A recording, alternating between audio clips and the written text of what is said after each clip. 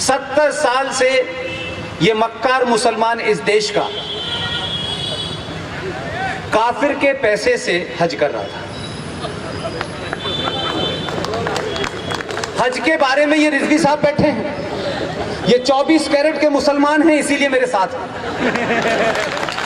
इनसे पूछिएगा, हज के बारे में फरमाया गया है कि जब आपने अपने घर की तमाम जिम्मेदारियां पूरी कर ली हो, सारे फर्ज अंजाम दे दिए हो, अगर घर में कोई जवान बेटी है उसकी निकाह शादी कर दी हो, आपने घर की सारी चीजों को पूरा कर दिया हो, तब आप अपने पैसे से, ईमान की कमाई से, किसी के दिए हुए पैसे से हज करने जाएंगे। जो इस्लाम में 5 पॉइंट हैं उसमें एक हज है, तभी अल्लाह तुम्हारे हज को मानेगा।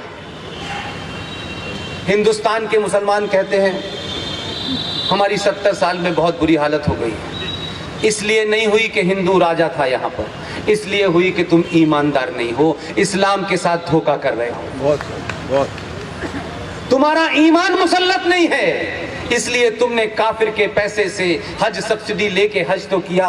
अल्लाह ने कहा मैंने तो ये नहीं कहा था कि तुम अपने पैसे के अलावा काफिर के पैसे के लेके आओगे तो तुम्हें हज का फायदा नहीं मिलेगा। तुम कितना भी माथे पे काले रंग का रगड़ रगड़ के सजदे पे चले जाओ, अल्लाह तुमसे नाखुश है, या अल्लाह तुम्हारी बात नहीं मानेगा। और जब मान रहा था तो तुमने दुनिया के अंदर बहुत कुछ किया था, और हमारा तो अल्लाह के ऊपर यकीन है रिजवी साहब। अल्लाह ने हमें 1000 साल तक गुलाम रखा, हमने कभी अल्लाह की जात पर सवाल नहीं उठाया कि अल्लाह ने हमारे साथ ऐसा क्यों किया। हम ये मानते रहे कि हमारे अंदर, सनातन के मानने वालों में जरूर कोई ऐसी कमी आई होगी, जरूर किसी हम रास्ते से भटके होंगे, कि ताकि प्रकृति ने हमें सजा देने के लिए कि जो चीजें उसने बताई थी, जिन चीजों का हमको अनुकरण करना चाहिए था, जिन चीजों को हमको प्रिजर्व करना चाहिए था, हमने तमाम खत्म कर दी, सब खराब कर दी। दुनिया में ज्ञान बांटने वाले लोग आज गंगा के सफाई अभियान में लगे हुए हैं।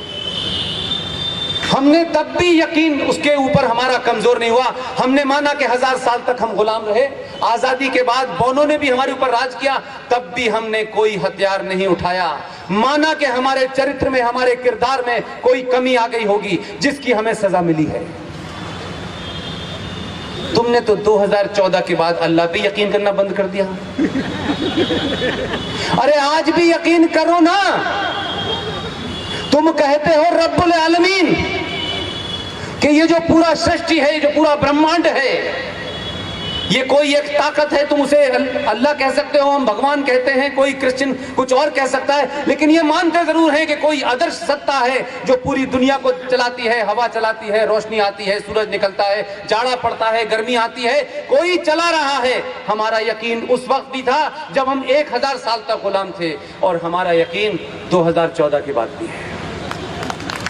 प्रॉब्लम तुम्हारी है, तुम मस्जिदों में दुआ मांगते हो या अल्लाह मोदी को उठा ले, वो नहीं, उसी ने भेजा है, वो क्यों उठाएगा, उसी की मर्जी से आया है। जब ये हवा अल्लाह की वजह से चल रही है, जब वो गोल टोपी वाला उसी ने पैदा किया है,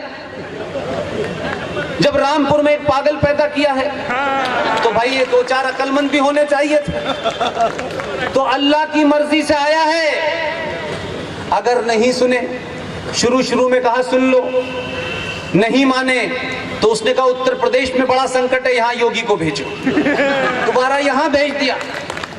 अगर आप नहीं सुधरे, पूरी दुनिया में इस्लाम की जो जिल्लत हो रही है, जो इस्लाम के बारे में कहा जा रहा है, जो इस्लाम को तुम जिस तरीके से पेश कर रहे हो, जो जिल्लत उठा रहे हो, तुम यकीन मानो इसके लिए ना कोई काफिर जिम्मेदार है, ना कोई यहूदी जिम्मेदार है। तुम अपने किरदार को देखो, तुमने कहां से चले थे, कहां आ गए। जिस अल्लाह ने तुमको बताया था कि एक इंसान का कत्ल पूरी इंसानियत का कत्ल है, तुम इंसानों को कत्ल करते हो और फिर कहते हो कि हमें अल्लाह से पूरा फायदा नहीं मिल रहा। अल्लाह उन्हीं को फायदा देगा जिसने तय कर लिया है। लिहाजा वो जानता है कि 2014 के बाद अल्लाह के मानने वालों ने हिंदुस्तान में ऐसे हालात पैदा कर दिए हैं, लिहाजा उन्होंने, अल्लाह ने मोदी को भेजा है। यकीन मानिएगा, अगर वो एक है तो सदा सबके लिए बराबर है। ये तो ऊपर वाले का शुक्र करो कि जितनी ताकत से भेजा है उतनी ताकत का उसने अभी इस्तेमाल नहीं किया है, अभी उतनी ताकत का इस्तेमाल नहीं किया है।